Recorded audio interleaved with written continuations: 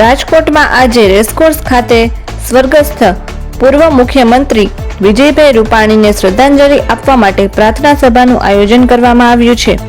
આ પ્રાર્થના સભામાં સૌરાષ્ટ્ર કચ્છમાંથી શ્રદ્ધાંજલિ આપવા માટે આવતા આગેવાનો અને શહેરીજનો માટે જર્મન ડોમની વ્યવસ્થા કરવામાં આવી છે।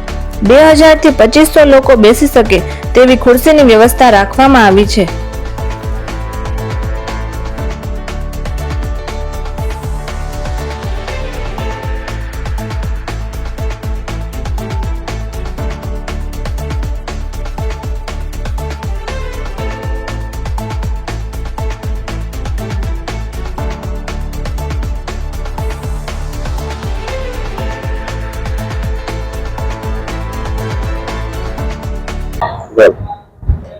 आपનું નામ?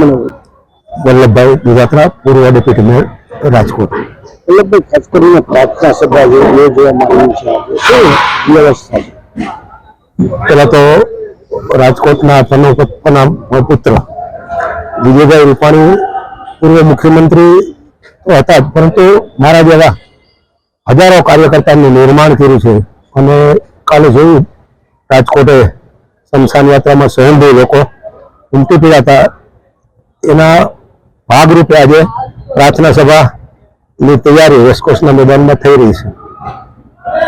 મિનિમમ આ ડોમમાં 200 બાય 300 નો ડોમ જર્મન ડોમ છે, વરસાદને ધ્યાનમાં રાખીને, અને પાર્કિંગની મોટી વ્યવસ્થા કામ ચાલી રહ્યું છે।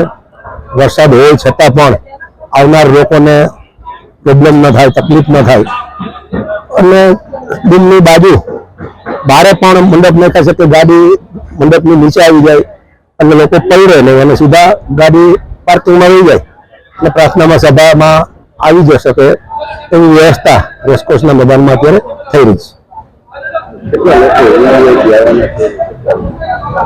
મોટા ભાગે સૌરાષ્ટ્ર માટે રાજકોટમાં પ્રાર્થના સભા છે અને બીજી ગાંધીનગર છે, તો અમારો અંદાજ સૌરાષ્ટ્ર આખું આવશે અને અંદાજિત અમે 2,500 થી 3,000 ની ચેરની વ્યવસ્થા રાખી છે।